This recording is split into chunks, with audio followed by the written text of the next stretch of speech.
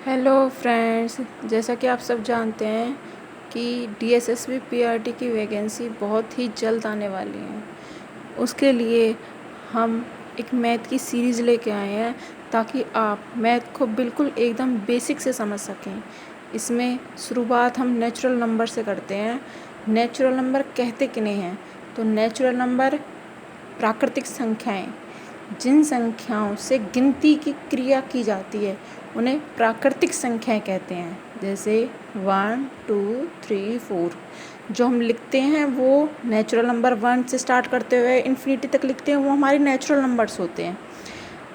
वे हिंदी संकेत जो आप ये लिखे हुए हैं ना, ये 1 2 3 4 5 6, ये हिंदी संकेत हैं और जो हम यूज़ करते हैं उसे हिंदी अरबी संकेत कहते हैं। ये 1 2 3 4 इस तरीके से लिखते हैं, ये हिंदी अरबी संकेत हैं।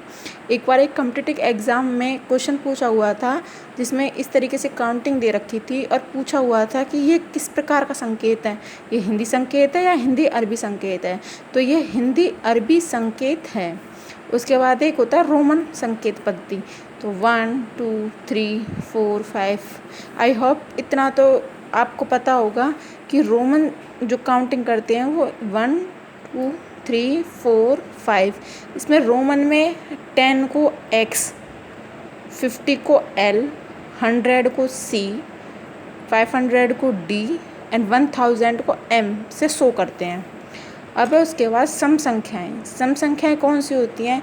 जो संख्याएं पूर्णतः 2 से भाग हो जाती हैं। सम संख्याएं इवन नंबर जो पूरी तरह से 2 से भाग हो जाए वो सम संख्याएं कहलाती हैं। जैसे 2 4 6 8।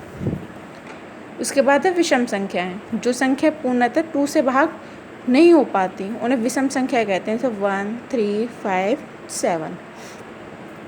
अब इतना नेचुरल नंबर किसे कहते हैं? हिंदी संकेत, हिंदी अरबी संकेत, रोमन संकेत पद्धति, 10 को X, 50 को L, 100 को C, 500 को D एंड 1000 को M से शो करते हैं। सम संख्याएं, विषम संख्याएं। इसके बाद आती है हमारी पूर्ण संख्याएं। कौन सी होती हैं? जब हम प्राकृतिक संख्याएं में मतलब 1 से लेकर इन्फिनिटी तक जो संख्या होती हैं, जब हम उसमें 0 को भी शामिल कर लेते हैं तो वो संख्याएं पूर्ण संख्याएं बन जाती हैं। जैसे 0 1 2 3 सो इन्फिनिटिव। इसे W से प्रदर्शित किया जाता है। अब एक क्वेश्चन है, सभी पूर्ण संख्याएं, जितनी भी पूर्ण संख्याएं वो धनात्मक पूर्णांक, परिमेय एवं वास्तविक होती हैं। पूर्ण संख्या मैंने आपको बताया कौन सी होती हैं, जो जिसमें 0 को भी ऐड कर लिया जाता है वो पूर्ण संख्या बन जाती है। पूर्ण संख्या हमेशा ही धनात्मक होंगी, मतलब हमेशा ही पॉजिटिव होंगी। परिमेय होंगी मतलब P/Q की फॉर्म में लिखी जाएंगी और वो एक रियल नंबर होंगी। तो कई बार ऑप्शन में पूछ लिया जाता है कि जो पूर्ण संख्याएं हैं वो किस प्रकार की होती हैं, क्या वो धनात्मक पूर्णांक या परिमेय या वास्तविक या ये सभी। तो पूर्ण संख्याएं धनात्मक भी होती हैं, पूर्णांक भी होती हैं, धनात्मक पूर्णांक भी होती हैं, परिमेय भी होती हैं और वास्तविक भी होती हैं। इसके बाद आती है हमारी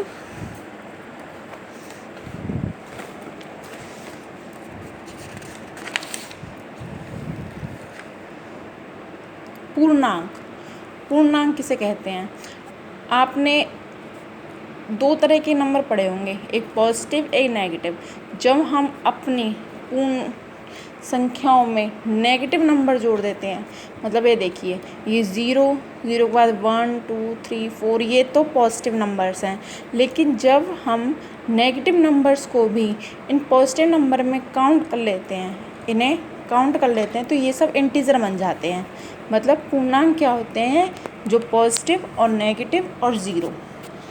नेगेटिव नंबर्स, 0, पॉजिटिव नंबर, इन सभी का समावेश पूर्णांक संख्याएं होता है।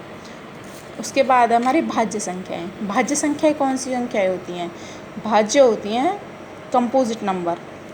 ऐसी प्राकृतिक संख्याएं, देखिए प्राकृतिक संख्याएं जो एक और अपने को छोड़कर अन्य संख्याओं से भी विभाजित हो जाती हैं, वो भाज्य संख्या कहलाती हैं। क्या है? जो संख्याएं एक और अपने आप को छोड़कर अन्य संख्याओं से भी भाग हो जाती हैं, वो संख्याएं भाज्य संख्या कहलाती है। जैसे 4, 6, 9। 4, 6, 9। क्वेश्चन पूछा गया था एक बार DSSB PRT में कि सबसे छोटी भाज्य सम पूर्णांक संख्या कौन सी है? सबसे छोटी भाज्य सम पूर्णांक संख्या कौन सी है? तो इसका आंसर है 4। 4 सबसे छोटी भाज्य मतलब 1 से विभाग होती है, अपने आप से विभाग होती है और 2 से विभाग होती है। तो सबसे छोटी भाज्य पूर्णांक संख्या है 4। कई बार क्या होता है कि ऑप्शन में 2 भी दिया होता है। बहुत से बच्चे होते हैं वो 2 को भाज्य संख्या काउंट कर लेते हैं, क्योंकि उन्होंने पढ़ा होता है 2 सम है तो वो भाज्य भी है। लेकिन ऐसा नहीं है, 2 ना तो भाज्य है ना ही ये अभाज्य में आती है। 2 जो है वो ना ये अभाज्य संख्याओं में काउंट की जाती है। लेकिन 1 ना तो अभाज्यों में ना ही भाज्य। 1 होता है जो ना ही भाज्य में आता है और ना ही अभाज्य में आता है। इसके बाद है अभाज्य संख्याएं या रूढ़ संख्याएं।